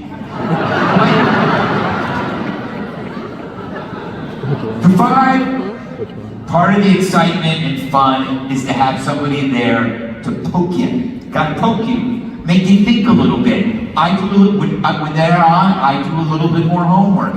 I love anticipating what they're going to say, and then know. I think I'm pretty good at it to know what they're going to say, and then be ready to surprise them. And then I also like to say really ridiculous things to Jessica that make no sense.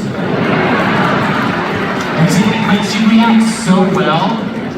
She reacts so well to it. It's like she doesn't get offended. And by the way, I mean, like, you think of the alternatives. Geraldo, come on. Ironically, he does look like a villain. You know what's funny? He reminds me of when I was a kid on TV. All those guys with the twirly mustaches that would tie women to railroad tracks. If I were Mayor Pete, I would look into that with Geraldo.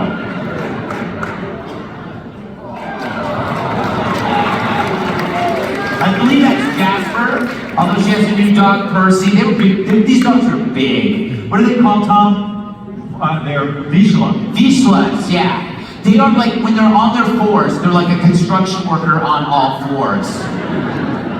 Tom, you're used to that. But it's funny.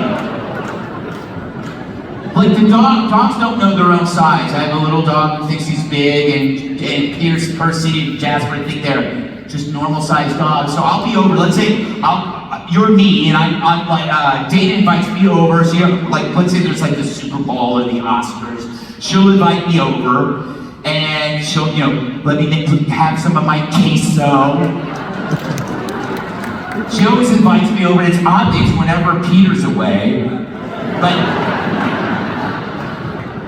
but the dog, she'll go sit down, she goes, let me get you something to drink, and the dog sees me, but the dog has no sense of human space. So it's always like coming over, and it just like gets on here, and it's a big dog, Tom. Yeah. It's a big, it's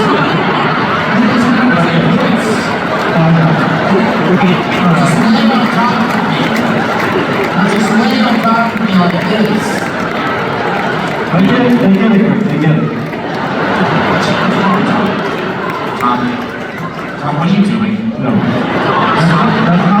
Stop. This is just a skit. This isn't real.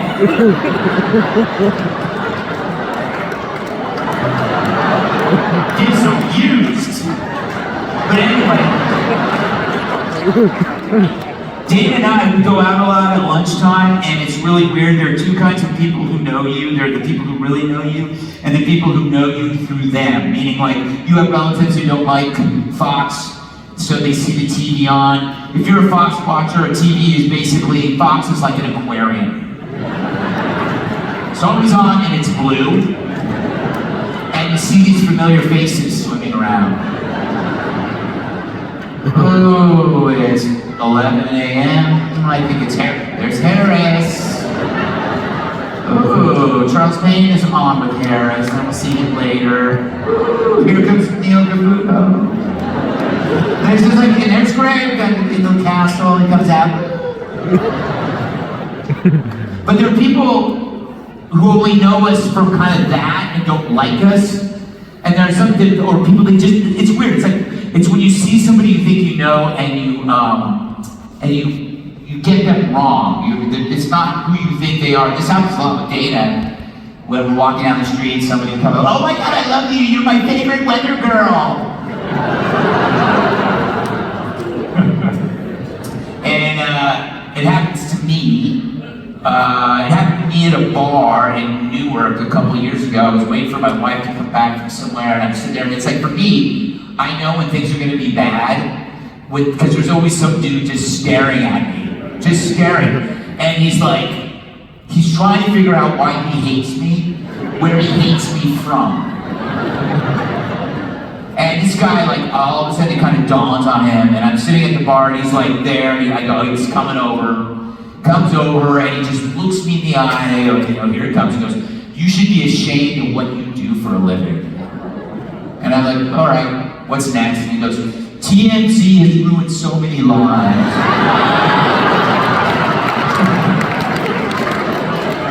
Like, what? I go, okay, that's cool. I mean, I should have punched him because then he would have told the police it was Harvey Levine. But he had no, like, he thought it was somebody else. This happens to you, Todd, doesn't it? Yes, I get recognized a lot more now because of Gutfeld, but I was in Florida at a hotel in the lobby. I was having a cup of coffee, and these two older ladies were walking by me. One of them recognized me. She said, I know you, you're on the Greg Gutfeld show. And I said, yes, I am. And she said, thank you. I said, oh, no, thank you. She said, no, thank you. You. And they walked away. And the one who did recognize me said, who was that? And she said, he killed Bin Laden.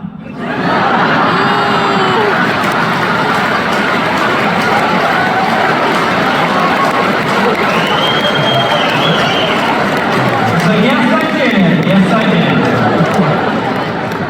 I mean, it is funny. You guys kind of look alike, but not really. I mean,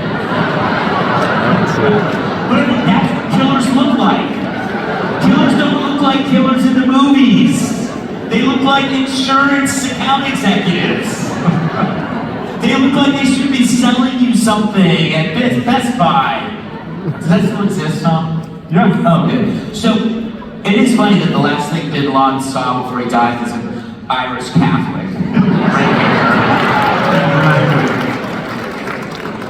There it is. We get the audience Q&A.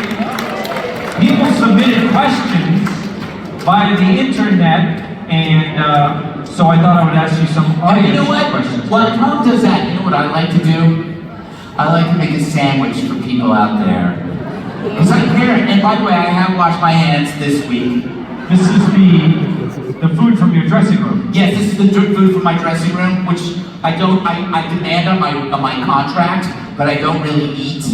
So instead I make a sandwich. There you go. There you go. There you go. Okay, great. John and Nancy ask, why do you always refer to Shannon Bream as evil Shannon Bream? What has she done to you? There are some things I can't talk about here. Let's just say it's all up front. No, you know what's great? All right, buddy, there you go. Get back over there with your sandwich.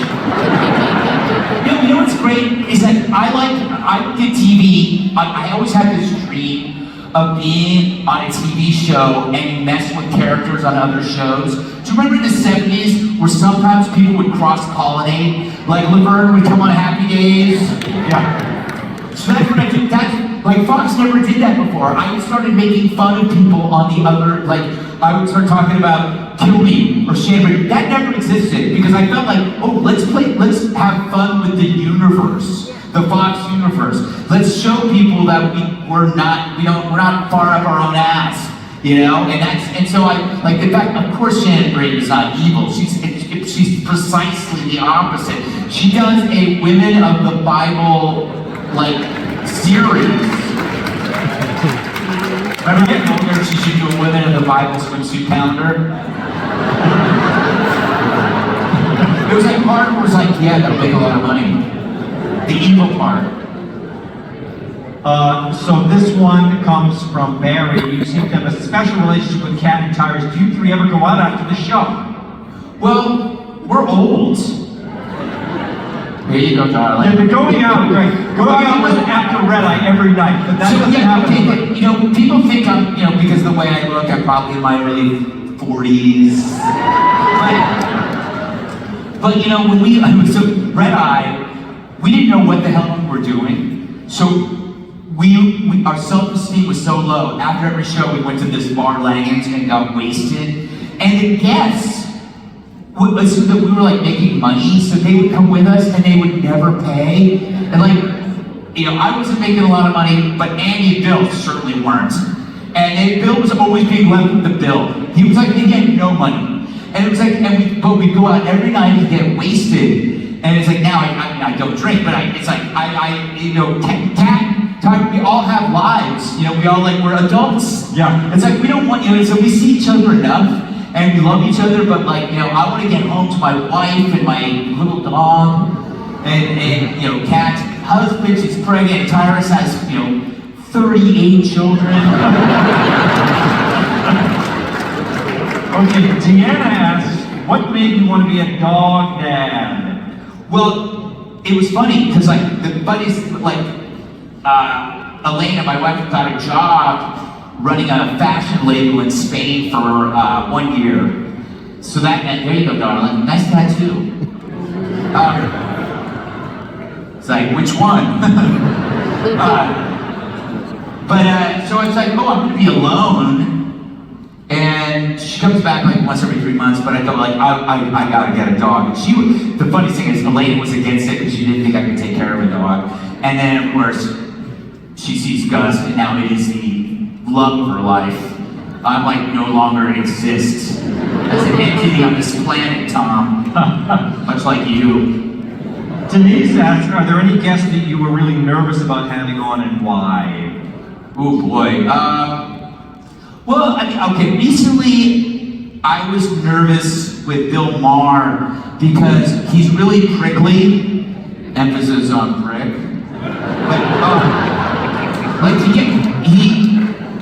I realized why he's high every day.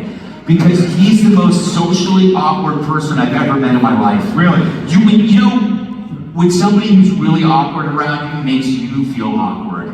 It's like, what can I do to help you? I don't know what to do. And he's just like this the whole time. I'm like, oh, I can't. You know, it's like, you wanted to do the show, we're here. It's like, how long are the breaks between the show? Do I have to? It's like, dude, you don't have to do this. It's like that, but it turned out okay. I thought he was, you know, he gave a little, I gave a little back. I thought that was it turned out to be a good thing overall. And then, you know, yeah, you do it once. How about this, Greg? To add to that, anyone you keep asking that won't do the show? Oh, you know what drives me crazy are people that love the show who won't do it because they're afraid what it might do to their career. But they watch the show. There's a lot of people you know, very famous actors, who text me, love the show, but it's like, are you gonna do the show? No. And it's not them, it's their publicist. Yeah. Thomas asks, Greg, with the expertise you gained working for Men's Health, could you tell us if we can lose weight by listening to word salad? Oh, I that was a joke. That's Thomas. Thomas made a joke. You know, but I love talking about, people don't realize I was the editor of Men's Health. I worked at Men's Health for 5 years in the 90s, and before that I was the fitness editor of Prevention magazine, which no longer exists. Men's Health was interesting. When I got there, I spent so much time writing about abs. I think I'm kind of like the Ernest Hemingway of ab writing. Like, I used to come up with a couple lines like, you know, 6 minutes to a six-pack on the cover. That's a classic. Yeah, because it's 6 minutes. You're buying that. You see that on the cover? But anyway, do I have any? You know, I break all the rules. The best thing is a low-carb, no sugar, high-protein diet. You will never gain weight, and you can eat whatever you want, but that means eating nothing but bacon. And I love sugar. I eat so much sugar, but I Peloton every morning. Ooh, over there. Follow me, babe. I do a lot of lane break, if you know what I mean. They have that? You can follow someone on Peloton? Yes, you can. Wow. It's not as much fun as following somebody in real life, though. Yeah. Jessica asks, Greg, I know you're a big fan of G.G. Allen's. Is that a band? Yeah, that's a Oh, God. G.G. Allen was probably the most disgusting punk rocker that ever lived. I think his band was G.G. Allen and the Murder Junkies. Okay, you gotta go home on YouTube, type in G.G. Allen and Geraldo. He was the Murder Junkies were on Geraldo. It's like the best hour of television ever. And it's like 1988. Anyway, you know what's weird about the G.G. Allen thing? So there's also the director of all of these big movies like Joker and what was the other one? What's the guy who just directed Joker?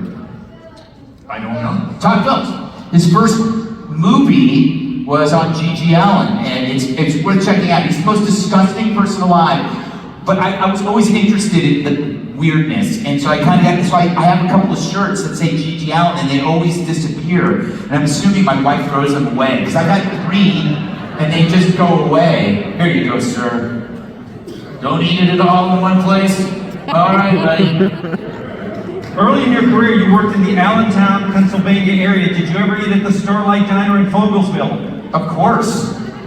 Diners are great. Diners are the best part about the Lehigh Valley. Yeah. You know, it's like everybody tries to be a diner, but you don't. They're just natural. At the Starlight, I spent a lot of hangovers there in the morning. We're coming back from bars in Fogelsville, off 100. Well, you know who asked this question? Jacqueline. She's a waitress at the Starlight. She probably served you. Yeah, they had some decent hash browns. I believe they had the little jukeboxes on their tables, if I remember. Linda asks, what did you talk about during the commercial break with Donald Trump? You know what it was? It's funny. It was mostly Trump and Tyrus talking about wrestling.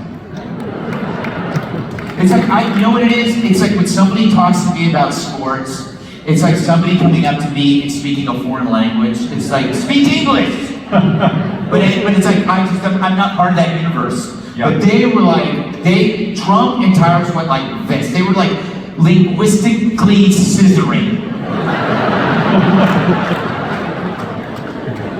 Why did I come up with that? What's wrong with me? Timothy asks, 3 favorite bands of all time. Well, the band that I loved the most was The Clash, which I saw many times, and I interviewed Joe Strummer and Nick Jones. I've been a massive Clash fan. The Cramps, which are the best rockabilly, psychobilly band of all time. And then I guess the third band would be Boards of Canada for their ambient electronica. Oh, thank you. This is interesting. Who asked this? I don't have a name. Oh, no, Rich. How do we reach others who don't watch Fox Newsmax or other channels? I feel like I'm listening to folks who are preaching to the choir. And so how do you reach outside that bubble? Well, I think, you know, the thing is, whenever you're talking to somebody who isn't in your bubble, it's good. It's always good, but it's very frustrating. It's extremely frustrating, and generally, if you're on the right, you are less inclined to talk politically because it's not an important part of your life. Politics, for people on the left, that is their life. You know, it is the base of the pyramid. For you, it's just one store in a strip mall. You know, you have family, you have sports, you got pets, you got your job, you got your gun, you got your truck. But everything I mentioned there, for them, is political. They insert politics and everything, and so you just don't deal with it. I think the best thing, whenever you're talking to somebody outside your circle, you don't talk to them about the issue itself and try to prove them wrong and you right. You talk about their source of material. You undermine their media supplier. Because once people realize that they cannot trust it, then they're vulnerable and open to other ideas. That's why you see so many liberals moving over to the right. It's because they found out that they were being lied to about COVID, or about the Fine People hoax, or about the economy, or about Trump. That's enough. RFK, of course, Trump, because he realized everything was a lie. Yeah. Does Gus watch TV, Kevin asks? Kevin asks, does Gus watch TV? He watches TV religiously, and I have no idea what's going on through his head when he's watching it, but he stares intently. I just want to know what a dog thinks a television is. When it's watching it, does it know that it's a machine, or does it think it's a window? Like, what does the dog think it is? I hope he realizes that television isn't real, because I don't want him to believe the things on TV. How do you avoid, this is from Tammy, how do you avoid burnout and losing your sanity in the chaos of this world? And this is interesting because I asked Greg, I don't watch any news on the weekends. I take a media break. And I said, Greg, do you take a media break? And he said, no, you don't take a break. No, I pretend to, but I end up, I listen to Scott Adams in the morning when I'm on Peloton. And that just gets me thinking about stuff. I like podcasts. And you gotta live in it. If you like podcasts, you cannot escape the world. It's just like, what else am I gonna do, Tom? Really? I don't have kids. I don't have barbershop quartet. What do you attribute your not so small success in entertainment journalism, Tom asked? Not me, a different Tom. Well, I like the fact that he said entertainment journalism. That's a good thing. It is entertainment. And I think it's always being just skeptical. Don't, always try to ask the question that no one else is asking. Do not try to sound like anybody else. And if you see people going in one direction, that means they're lazy. Always kind of look and find out, why aren't they looking at that over there? And that's kind of like, I think that's what got me to this place. A different perspective. That's Greg Gutfeld, ladies and gentlemen. We have some special things happening. Teresa and her husband have the 10th wedding anniversary. John and Rebecca's 17th anniversary. Juan and Becky Valdez for 43 years of marriage. John and Nancy, happy 50th. Catherine, happy 66th birthday. Oh no, yes. And we have a couple more birthdays. Jim Becker turning 71. A special happy birthday to Chase. Happy birthday to Kevin Moyer. And I think, is he still here? Tyler Fischer, come on out, take a bow. Great.